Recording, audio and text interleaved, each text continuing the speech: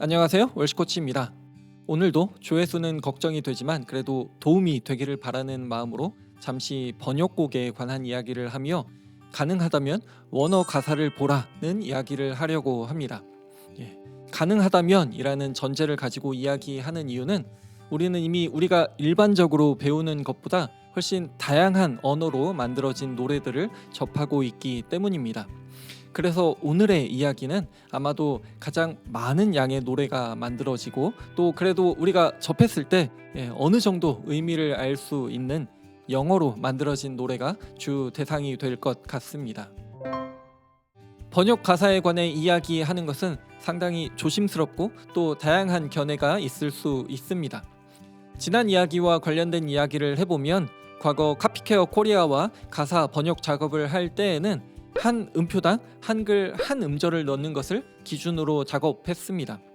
그렇지만 번역하는 입장에서는 한 음절이 많거나 적은 것이 아쉽기 때문에 음표 하나 넣거나 빼는 것 혹은 내 모든 삶의 행동에서 every에 에에 내 모 두 음절을 넣어서 every 두 음절을 내 모든 세 음절로 번역한 것처럼 분절해서 한 음표에 두 음절을 넣는 것을 조금 유연하게 해야 된다고 이야기하는 경우가 많았습니다. 그러나 작곡자의 입장에서는 얼마든지 필요하다면 그렇게 할 수 있다라고 말하는 경우도 있었지만 또 다른 작곡자는 매우 부정적으로 반응하면서 분절이나 음의 추가를 통해 번역된 한글 가사로 부른 곡을 듣고는 그것은 다른 곡이다 라고 반응하기도 했습니다. 그렇게 그 당시 가사 번역에서는 최대한 원곡 악보에 있는 각 음표에 한 음절씩 넣었습니다. 그 결과 영어 가사가 담고 있는 의미들을 번역 가사에 다 담는 것은 거의 불가능했습니다. 제가 번역했던 곡들도 거의 대부분 다시 보면 아쉬움이 남지만 왜 그랬는지를 다시 생각해보면 이럴 수밖에 없었지, 이 정도면 괜찮은 거지와 같이 생각하게 되기도 합니다.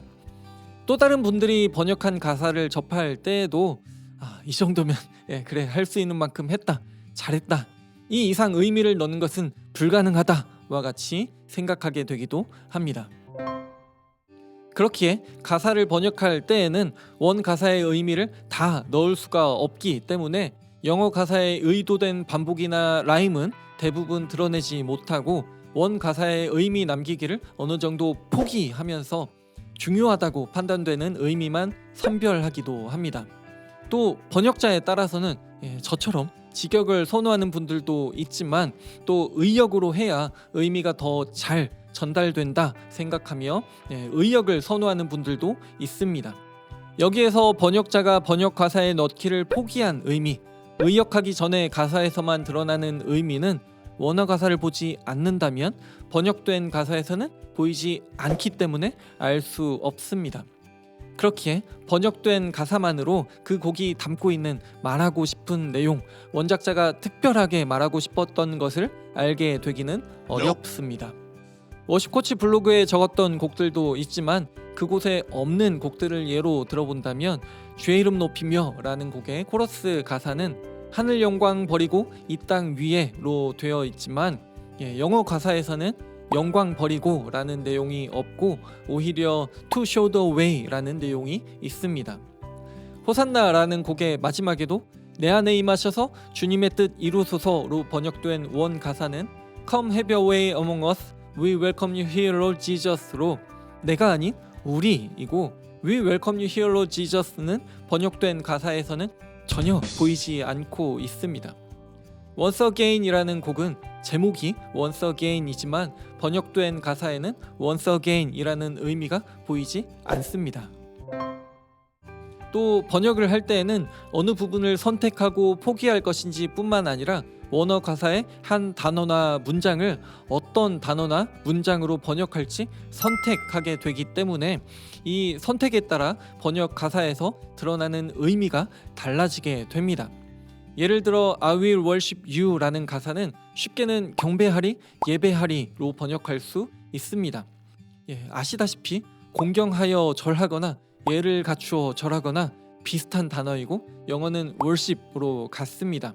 그런데 경배하리와 예배하리는 두 가지를 구분하여 설명하시는 분들도 있고, 특별히 예배에 대해서는 정말 많은 이야기들이 있기 때문에 경배하리와 예배하리의 두 번역에는 뉘앙스의 차이가 생기게 됩니다.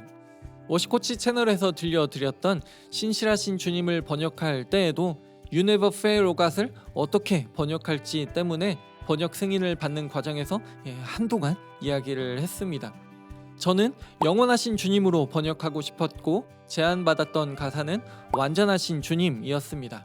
그리고 아시다시피 두 번역은 드러내고자 하는 바가 상당히 다릅니다. 어떤 번역이든 이런 선택이 존재하기 때문에 원 가사를 볼 때 원 가사의 의미, 작곡자의 의도를 조금 더 이해할 수 있습니다.